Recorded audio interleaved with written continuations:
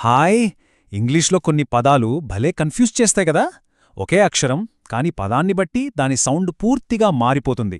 ఈరోజు మనం అలాంటి ఒక ఇంట్రెస్టింగ్ సౌండ్ గురించి మాట్లాడుకోబోతున్నాం. అదే యూ అక్షరం చేసే గమ్మత్తుల గురించి. ఇంగ్లీష్ నేర్చుకునేటప్పుడు చాలామందికి వచ్చే కామన్ డౌట్ ఇది.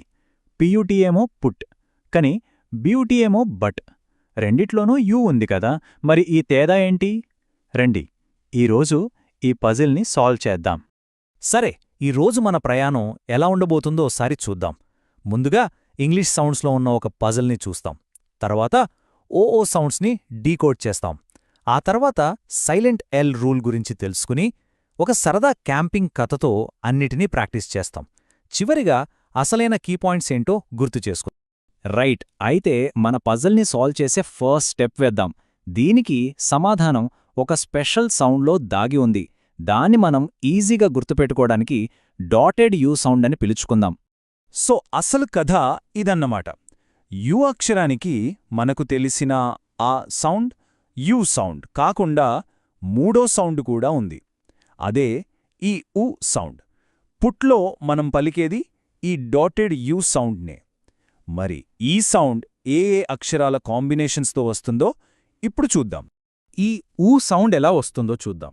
దీనికి ఫస్ట్ అండ్ మోస్ట్ కామన్ పద్ధతి ఏంటంటే డబుల్ ఓ అంటే ఓ స్పెల్లింగ్ వాడటం. ఇక్కడొక ఇంట్రెస్టింగ్ విషయం ఏంటంటే ఓ స్పెల్లింగ్ రెండు రకాల సౌండ్స్ ఇస్తుంది. ఒకటి మూన్లో లాగా పొడవాటి ఊ సౌండ్, రెండోది బుక్లో లాగా చిన్న ఊ సౌండ్. ఈ చిన్న ఊ సౌండే మన డాటెడ్ యూ సౌండ్ అనమాట.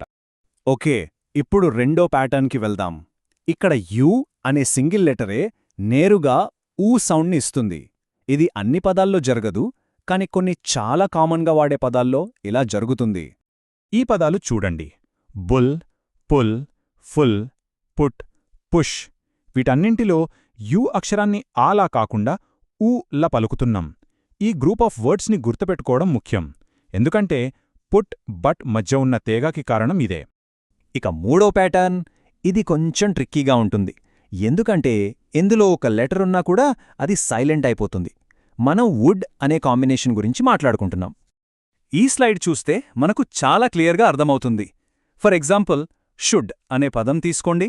అందులో ఎల్ ఉంటుంది, కానే దాన్ని పలకం. అది సైలెంట్. సో మిగిలిన ఓ ఏమో ఊ సౌండ్ ఇస్తుంది.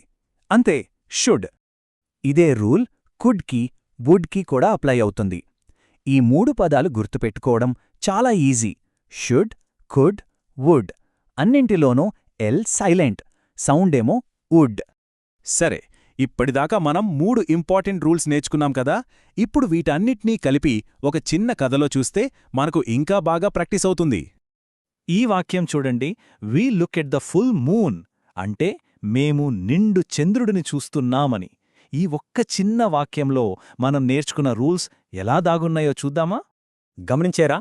లుక్లో మన ఫస్ట్ రూల్ అంటే ఓతో వచ్చే చిన్న ఊ సౌండ్. ఫుల్లో సెకండ్ రూల్ యూతో వచ్చే ఊ సౌండ్. ఇక మూన్లో పొడవాటి ఊ సౌండ్. వావ్! ఒకే సెంటెన్స్లో ఇన్ని ప్యాటర్న్స్ ఉన్నాయి.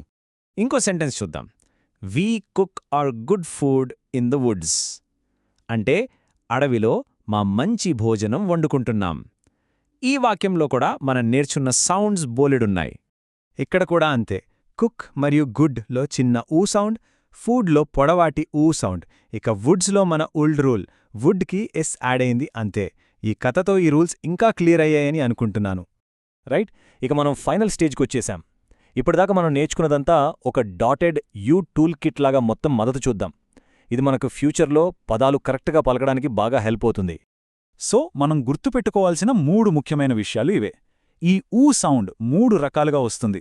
ఒకటి డబుల్ ఓ స్పెల్లింగ్తో, 2 పుట్ లాంటి కొన్ని స్పెషల్ యూ పదాలతో, ఇక 3 షుడ్ లాంటి ఉల్డ్ కాంబినేషన్తో. ఈ 3 పాయింట్స్ తెలిస్తే చాలా పదాల ఉచ్చారణ ఈజీ అయిపోతుంది.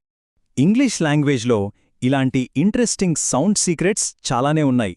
ఈరోజు మనం డాటెడ్ యూ సౌండ్ గురించి తెలుసుకున్నాం. మరి నెక్స్ట్ ఇంకే ప్రొనౌన్సియేషన్ పజిల్ని సాల్వ్ చేద్దామనుకుంటున్నారు. మీ ఐడియాస్ ఏమైనా ఉంటే చెప్పండి.